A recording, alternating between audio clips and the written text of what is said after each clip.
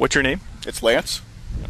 And Lance, you mentioned your profession. Do you mind? I'm a physician. In your perspective, do you consider yourself a spiritual person or a non-spiritual person? Probably non-spiritual. Okay. So do you believe that there's a God or not? It's a difficult question to answer. I believe there might be, but I don't know that we know the answer to that. Okay. And let's see. Would you consider yourself to be a good person? I would hope so. I think most people probably do. Let me run a scenario by you. There's a man who's working with a coworker, and she makes a mistake. He says he calls her the N-word because she's an African American, and I correct him and say that he's being racist and a bigot. In that scenario, would you think that it would be okay to have exercised moral judgment against him? For you to exercise moral judgment? In correcting him, just the way that I think that's probably an appropriate response in correcting somebody. Why? Because I think you're helping defend somebody who was either defenseless or who was more or less attacked unprovoked. So I think it's good to stand up for somebody else who either needs some assistance or is being attacked or being discriminated against. Okay.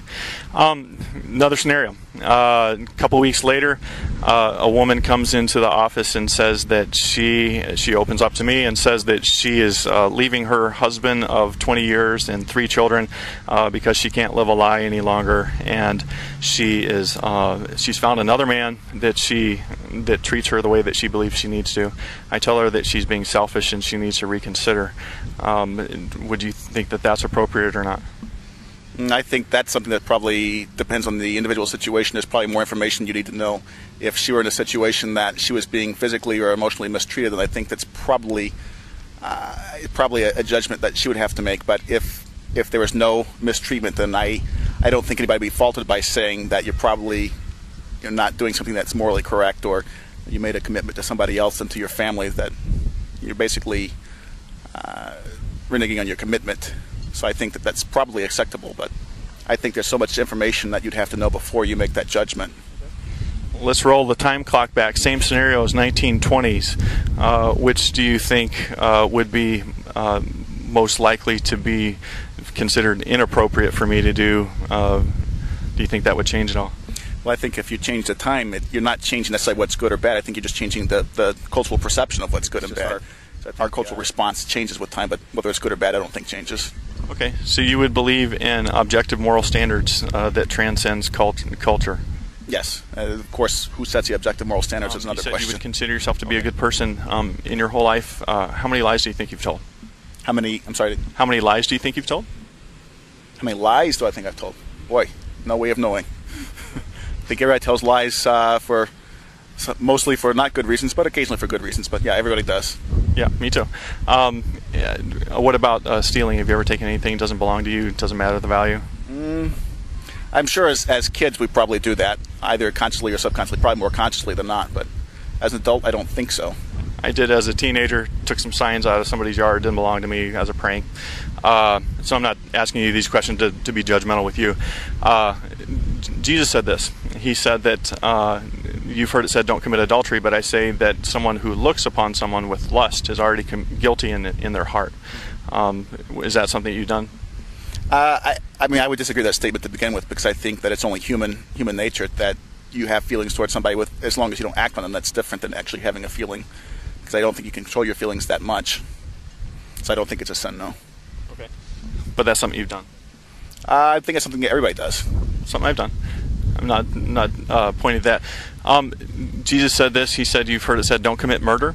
But I say that everyone who's hated someone or uses harsh words at someone is guilty of murder in that way. You've not taken a gun to shoot somebody, but you've taken a word to hurt someone.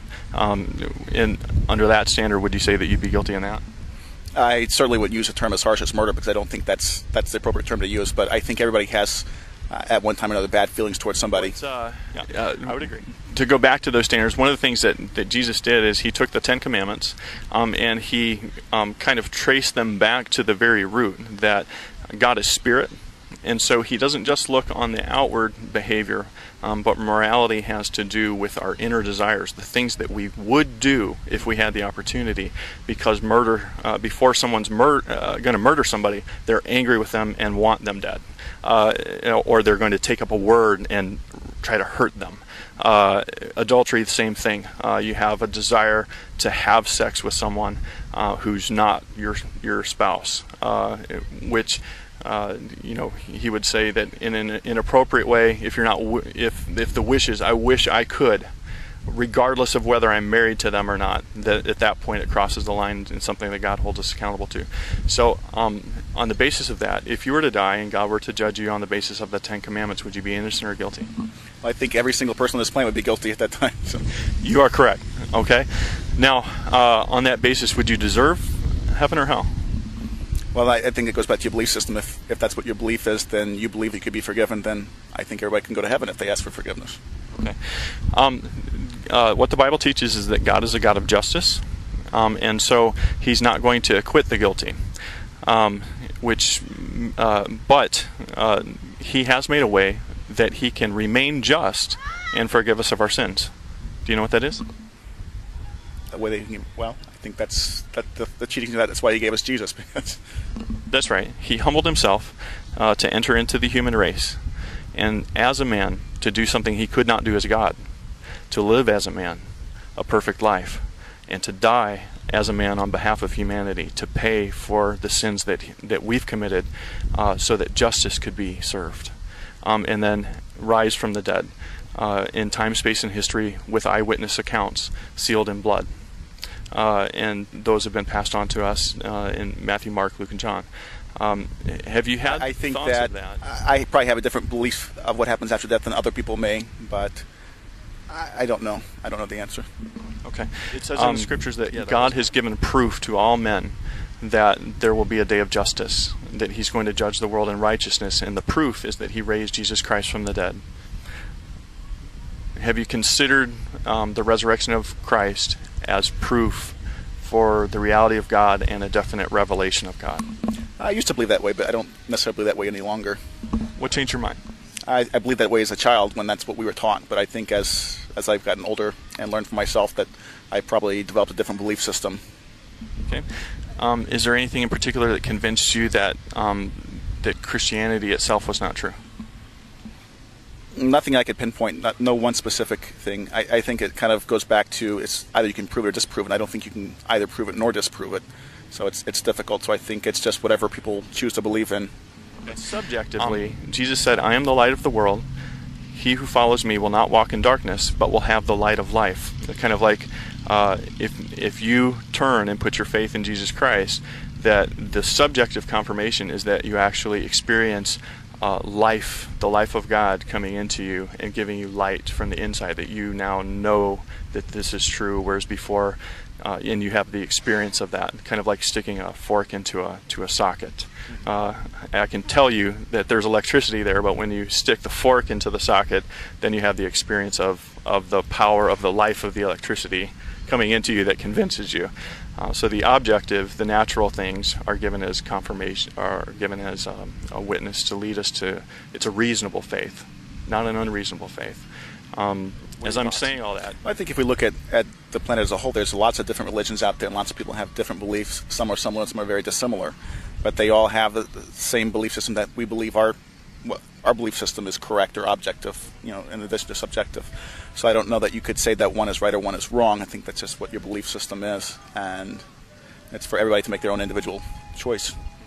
Everybody has to make their individual choice, but we can objectively evaluate whether, in fact, Jesus Christ lived, died, rose again. If He rose again, He's the real deal. Would you not agree with that? I think if I had something that can convince me objectively of His existence, then I would be forced to believe it, but I don't believe that at this time. Okay. Sounds reasonable. All right, very good. I appreciate your time today. Sure.